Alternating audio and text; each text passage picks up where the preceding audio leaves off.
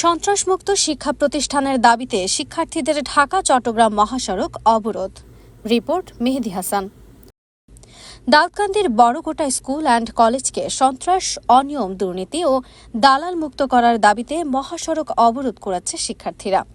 বৃহস্পতিবার বেলা 10টায় ঢাকা চট্টগ্রাম মহাসড়কের আমিরাবাদ বাসস্ট্যান্ড এলাকায় কয়েক শতাধিক শিক্ষার্থী ব্যানার হাতে সড়কে বসে এই আন্দোলন করেন।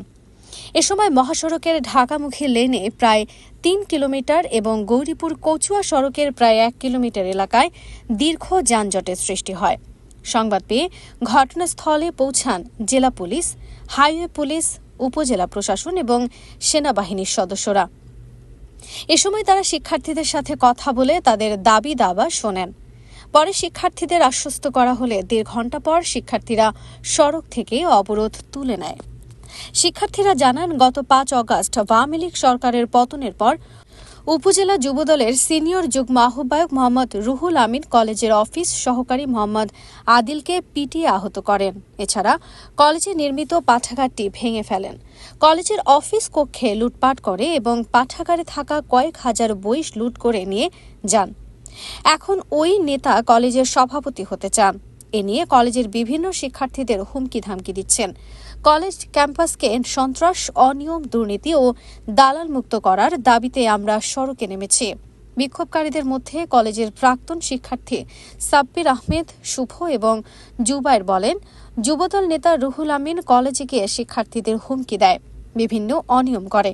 তাকে আইনের আওতায় আনার দাবি জানাচ্ছি।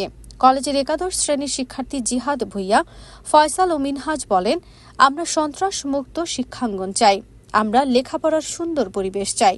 দাউদকান্দি মডেল থানার অফিসার ইনচার্জ মোহাম্মদ জুনায়েদ চৌধুরী বলেন, আমরা শিক্ষার্থীদের সাথে কথা বলেছি, আমরা তাদেরকে আশ্বস্ত করেছি কলেজে কোনো ধরনের সন্ত্রাসী কর্মকাণ্ড চলতে দেওয়া হবে না। পরে তারা সড়ক থেকে অবরোধ তুলে নেন। দাউদকান্দি উপজেলা যুবদলের সিনিয়র যুগ্ম আহ্বায়ক মোহাম্মদ রুহুল আমিন বলেন, আমার সম্মান নষ্ট করার লক্ষ্যে চক্রান্ত করা হয়েছে। আমি স্কুলের সভাপতি প্রার্থী হয়েছে, এটাই আমার অপরাধ। আমি যাতে সভাপতি না হতে পারি, এজন্য আমার বিরুদ্ধে চক্রান্ত চলছে।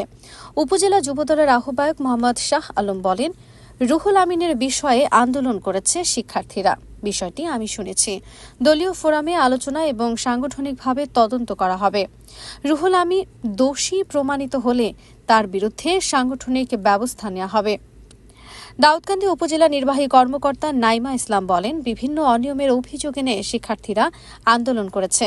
আমরা তাদেরকে আশ্বস্ত করেছি আইনানুগ ব্যবস্থা নেওয়া হবে। রুহুল আমিন নামের এক বিএনপি নেতার নাম এসেছে। আমরা এ ব্যাপারে বিএনপির স্থানীয় সিনিয়র নেতাদের অবহিত করব। ওই ব্যক্তির নামে ওঠা অভিযোগ তদন্ত সাপেক্ষে ব্যবস্থা গ্রহণ করা হবে।